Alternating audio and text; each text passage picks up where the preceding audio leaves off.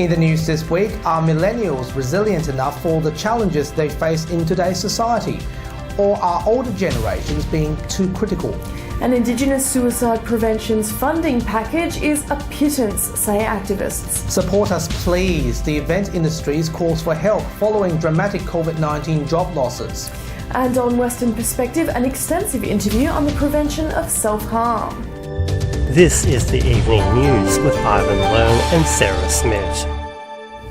Good evening. ABC Chair Ita Buttrose has slammed millennials with comments saying they lack resilience and need constant reassurance. This generational debate is ever increasing and divisive, showing a distinct difference in their perception of other generations. Political experts expressed outrage over her comments and have a message for those who just don't get it. Taylor Hannah with this exclusive.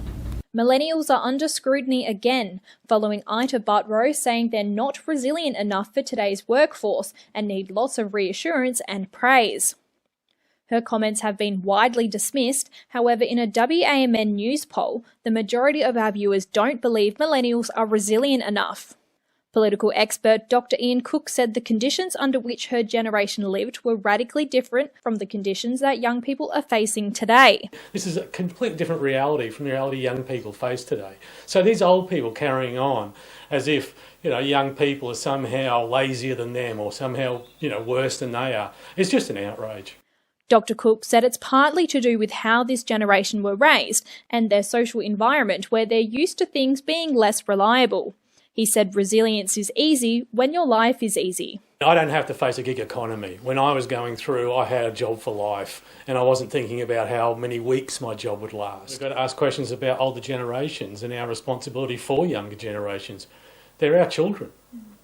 So if they're less resilient, it's our responsibility, not theirs in any deeper sense. So even if she was right, it doesn't shift the blame away from older people. That this is a wide belief that a lot of sort of boomers, for lack of a better word, hold? Oh, absolutely. I think almost everybody over about 60 thinks younger people are sort of lazy and useless, whereas I tend to see everyone over 60 as being lazy and useless. Taylor Hannah, WAMN News. The state government's announcement of a $10 million investment in suicide prevention for Indigenous people has Aboriginal activists saying the package is far from enough. Advocates say the magnitude of the problem needs 5 times more investment than the current plan provides. Helene Fung has this exclusive report. Indigenous Australians are almost 4 times more likely to take their own lives than white Aussies. And this week, State Health Minister Roger Cook announced a $10 million investment into Indigenous suicide prevention. For a suicide, just one suicide to happen, is a terrible tragedy. But Indigenous advocates say the figure was so low it was heartbreaking. But if you look at it, 120,000 Aboriginal people in Western Australia, $10 million over 5 years, 7 to 8 different regions. How is that going to have a profound impact on the people doing it tough? Despite Health Minister Roger Cook's assurance of Indigenous consultation, Megan says that her agency hasn't been asked for comment. No, we weren't part of that consultation at all, yet we have the National Suicide Prevention and Trauma Recovery Project. We're on the ground. We're dealing with 200 to 250 people per week. Mervyn Ease, CEO of Nagala Maya, says the figure should be 5 times larger. You're dealing with all of West Australia's Indigenous populations. We would say $50 to $60 million would be more adequate. Yeah, the $10 million is a token amount. As I said, election time is coming and they like to be seen as doing something. Helene Fong, WAMN News. WA Police are proud to announce that they will be the first police force in Australia to operate a new H154 helicopter. A new German-made helicopter will be replacing the Kawasaki BK-117, which has served WA Police for almost 30 years. Funding of the $26.9 million has been provided by the state government to purchase the new helicopter, allowing officers to have access to the newest and most advanced air support available.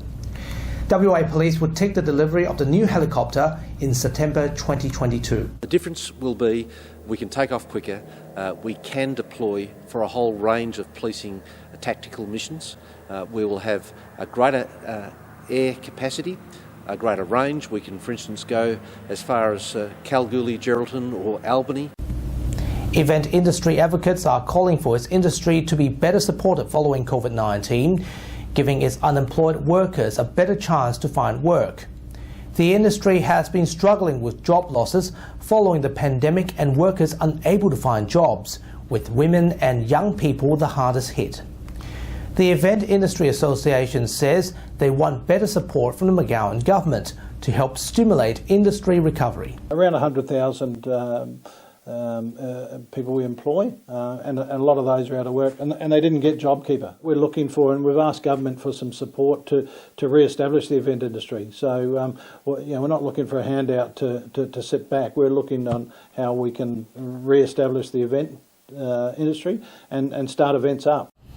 WA's new museum in the heart of the Perth Cultural Centre will host a 9-day festival to celebrate the reopening of the centre on November 21st. The $400 million redevelopment renewed 5 of Perth's significant heritage buildings, showcasing 8 new permanent galleries, a large temporary exhibition hall, learning studios and retail and cafe spaces. WA's Culture and Arts Minister David Templeman said it will be a significant tourist attraction and will breathe new life into the cultural centre. Tickets to the opening festival will be available on the museum's website later this year, with ticket holders to be selected by ballot for special preview tours of the museum. A new Western Australian Party candidate has promised a working railway museum to promote the history of Midland if he is elected in the next state election.